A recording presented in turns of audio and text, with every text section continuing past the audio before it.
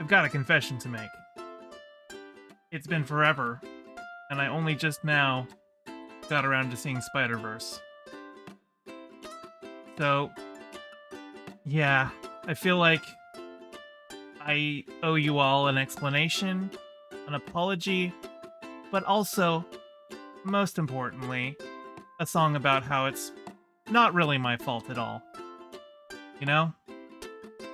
Feels like everybody was talking about Spider-Verse, and I was just being left out of it, and nobody was being considerate of my feelings, you know?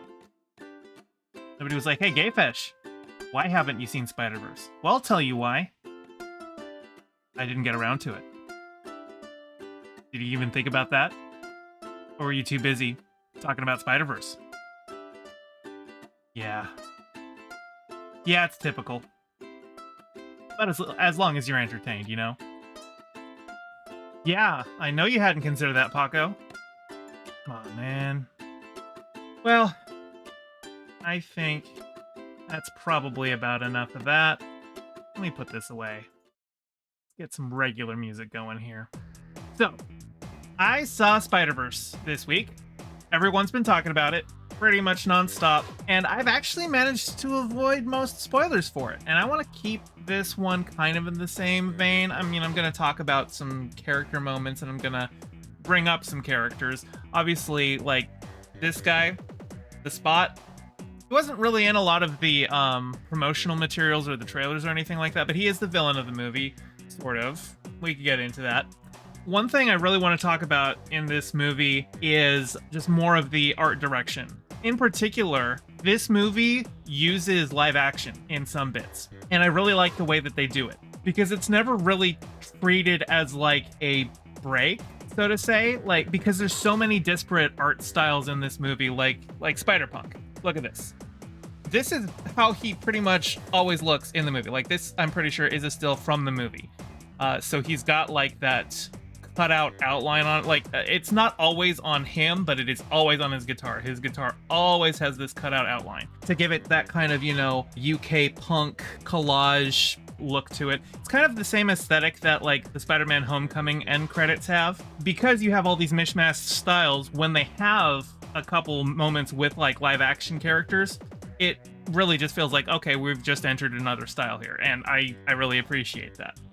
Some of it might just be like flashbacks to stuff, because, you know, we're talking about the Spider-Verse, and so when they're dealing with stuff in the Spider-Verse, we actually see at one point a couple scenes from like the Raimi Spider-Man movies and then the Amazing Spider-Man movies. I don't think we saw any of Tom Holland. I think they probably don't have the rights, or don't have it negotiated quite right, to just have the MCU shown up specifically in the movie. But they do reference the MCU. They actually make reference to the events, just like in an offhand line. They talk about what happened with that one universe with Doctor Strange messing everything up. So it's there. This is still the same multiverse that the MCU works in, which that's not a problem because it's a multiverse. So actually, let's talk about Spider-Punk here, right here. He's probably my favorite character in this movie. He's, you know, that very like 80s anarchist UK punk. This is what he looks like without the mask. Mild even comments, how does he look even cooler with the mask off? He's not like a huge character in this one, but I assumed he was going to be a fan favorite just based on how people were talking about him. He's great. I don't have a whole lot to say about him other than I hope he's going to be in the third one. I hope they give him more to do, but he is kind of one note, but his one note is really, really great. One thing that I want to talk about is you've probably heard the term canon event thrown around. And this is going to be some mild spoilers for the movie. If you don't want to be spoiled, you know, there's your warning. But the canon events in this movie are established as things that have to happen in every universe with the Spider-Man. So like things like Uncle Ben dying, or, you know, it's not always Uncle Ben. You know, depending on who it is, it could be some other close person, like in the MCU. For Peter, it's actually Aunt May. Although I assume Uncle Ben has already died at some point, but that wasn't like his inciting incident like it was in Spider-Man No Way Home. But the idea is, like, If you've watched Doctor Who, you know the concept of fixed points in time, and it works like that. Like, these are things that are immutable, they can't be changed, and anytime somebody tries to change them, bad things happen. And while that makes sense in like a time travel story where you're dealing with like one universe with a changing timeline, in a multiverse it doesn't really make sense. And that's kind of my big issue with it.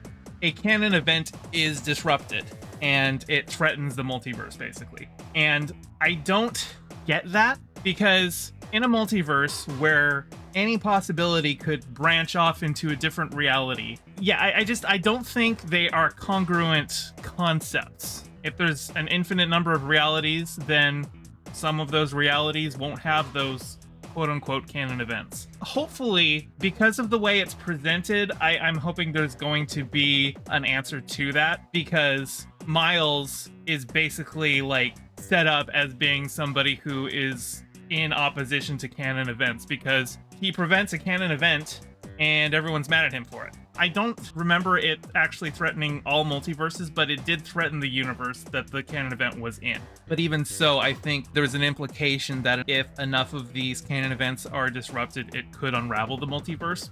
It's not my favorite thing. I think it's kind of lazy storytelling a lot of times. Like in Doctor Who, I think the idea of fixed points in time is kind of lazy storytelling, because it gets into that thing of like, it's like an answer to the question, well, if you've got a time machine, why don't you just go back in time and kill Hitler? And so the idea is that Hitler's rise to power is a fixed point in time, and if you try and mess with it, worse things happen or something like that. But I just feel there's better ways to go about it. Like, I like the idea if you are in a time travel show, if you just have like a single timeline, and like in Back to the Future, where changes to the timeline affect everything, rather than branching off into a different timeline and the old one is still preserved. I like it in those cases where, like, say like time is immutable, you go back and you try to change something, but you can't because the flow of time was already set, and so like you go in and you try to do it, but something else comes in.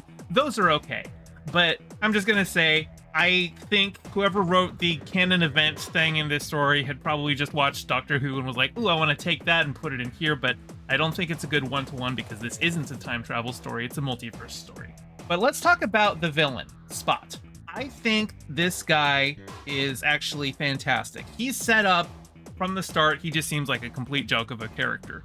Like, he's not even like, he doesn't know how to be a villain. He's just kind of like, like we first see him, he's robbing a bank and he has no idea how to do it. He's kind of apologetic about it. And then Spider-Man just kind of shows up and he's just like, oh geez, no, not Spider-Man. I'm just trying to steal this ATM, man. It's fine. It's nothing. And you know, the whole build of him is just this kind of incompetent guy who grows into like a bigger and bigger threat. I think it's really well done. I don't want to spoil too much about it. Just know that I think Spot is a really good villain, but I don't think he's the only villain here, really. Miguel O'Hara, aka Spider-Man 2099, he is kind of really the other villain in this movie. And he has built up this whole like Spider-Verse network. Like a bunch of different Spider-Men are working together to protect the multiverse. He's the villain where he's trying to maintain the status quo.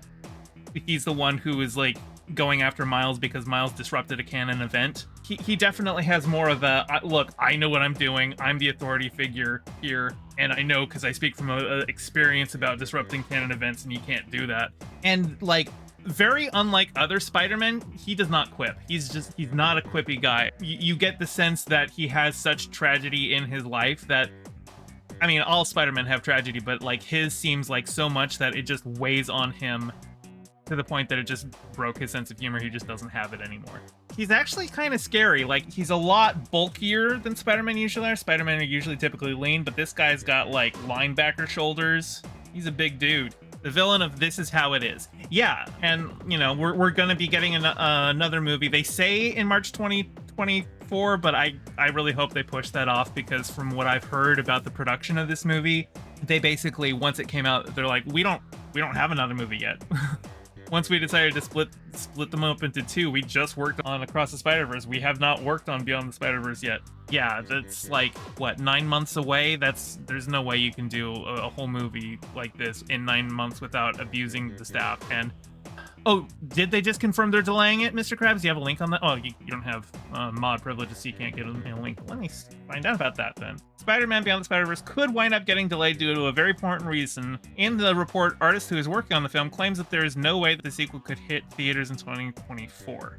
Okay, so this is just the information that I've seen. No, it doesn't look like they have announced that it's being delayed, but no, they need to delay it. I mean, consider that they delayed the Sonic movie by like 6 months just to fix the CGI in Sonic, and that's just one character in a live action movie, and this is an entire animated feature. And Across the Spider-Verse, this is a long movie. This is 2 hours and 20 minutes. Okay? That takes a long time to build. What, Spider-Verse 1 came out in what, 2017? So 6 years between movies, and they're gonna come out with the next one next year? I don't think so. Now, let's talk about what a lot of people have been talking about. Gwen, is she trans? I think this is a pretty strong indicator right here. You don't have a lot of kids with protect the trans kids signs up in their own bedroom if they aren't trans. It's not impossible. You can definitely do it, but they put that in there for a reason, and I don't think it was just to have a shout out to, trans kids. Although, even if that's all it is, I appreciate the filmmakers for putting that in there. I had been seeing a lot of people talk about how she felt very transcoded in the movie, and like this screenshot where she's having a moment where she's like talking about how she's had to hide her identity, and the color scheme is all the trans flag colors. You got the white in the windowsill, you got the pink and the blue, and it's her hair and everything. And I will say that if I hadn't heard everyone talking about it before going into it, I actually don't think this is how I would read this. They are the same colors as her costume, and her costume design dates back to the mid-2010s, and she wasn't originally written as trans. She was just Gwen Stacy, who has almost always been presented as cis. Or I would say always been presented as cis, really. I haven't read Spider-Gwen, the comics, so I could be wrong there, but at least in terms of just the mainline Gwen Stacy, she's always just been presented as cis.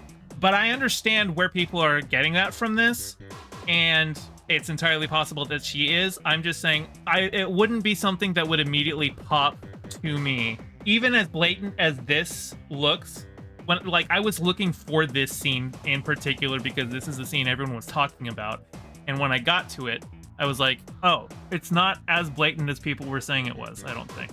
Again, this is my opinion as a cis guy. There's going to be things, even as tuned into the trans community as I am, even with as many trans friends as I have, I'm not trans, I'm cis, so I am limited in my perspective in that regard. So, take my opinion with that big grain of salt.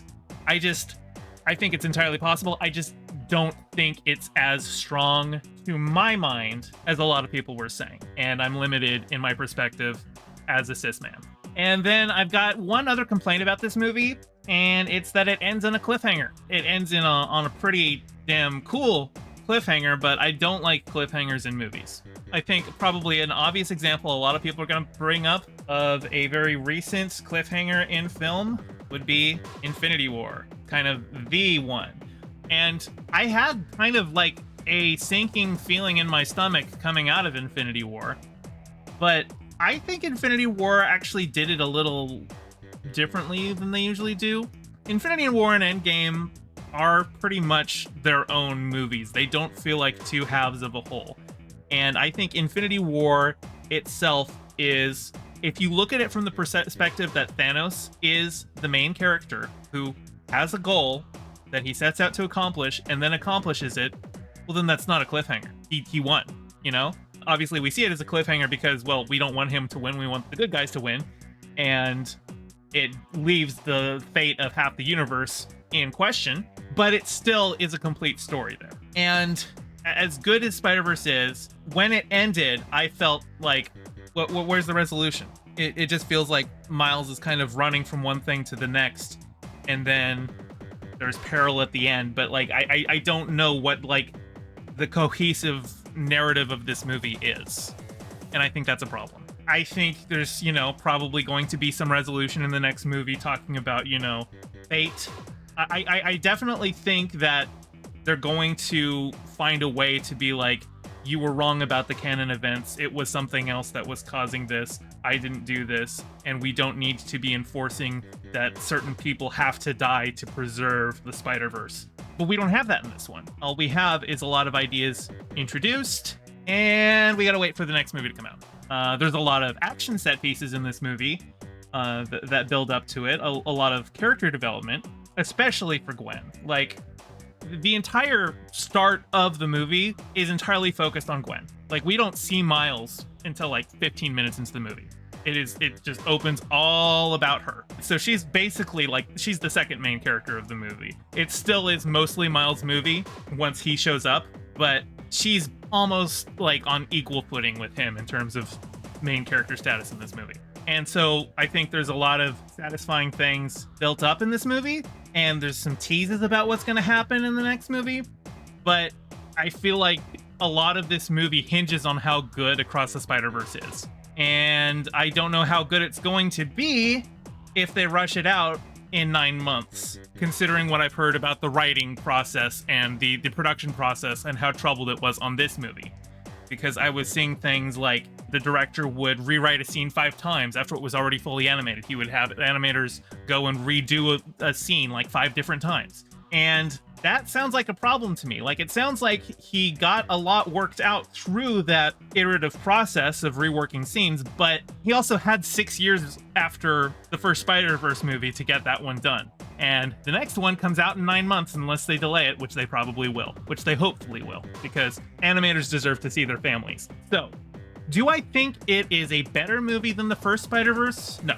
I think the first Spider-Verse is still the best one. I think this one is a very close second, and depending on how Across the Spider-Verse sticks the landing, it could be better, but it's one of those things where, like, it requires future knowledge to know if it's worth it, you know? It's like how everyone remembers Empire Strikes Back as the best Star Wars movie, right? But it ended on a cliffhanger. A little bit of one. And if Return of the Jedi hadn't been as good as it was, would people remember it that way? Because when Empire came out, it was actually very controversial, ending on a cliffhanger, putting Han in carbonite. The heroes lose in that movie, you know? That could have gone very, very, very poorly for Star Wars. And if Return of the Jedi had been a dud, I don't think people would look as fondly on Empire. They'd be like, well, why would you leave things in that way so that you couldn't continue it? It's like how, honestly, I think it's like one of the biggest failings of The Last Jedi. I love The Last Jedi, but The Last Jedi erased everything that they had built up in the new trilogy to the point where they like didn't have a plan for the third movie. And then the third movie was so bad, it was just like, okay, so you threw everything out, and then for what? What was accomplished? Nothing. So those are my concerns with Spider-Verse. And I know I'm sounding kind of dour on this one. I really enjoyed the movie. I would say 9 out of 10. But all of those criticisms that I have for the movie are keeping it from getting a 10 out of 10. But I think it's a really, really solid movie. I would highly encourage people to watch it. It is beautiful. Like, I haven't talked enough about the animation, but it looks so good. I think in terms of looks, in terms of just the animation quality itself, this one is better than the first. I need to see it again. If you're going to see it, if you want to see it, go see it. You're going to want to see it multiple times. I want to see it again. But I don't think it's a perfect movie. And I have concerns about the future of where it's going. Hey, thanks for watching. I'm trying to get my channel monetized, so your view means a lot. Don't forget to toss me a like and subscribe and ring the bell. I stream these reviews every Thursday at 7 p.m. Pacific, so catch me live and join in on the convo. You can find all my socials in the description below, and a special shout out to my patron pfftlecakes. Your support means the world. Catch you next time.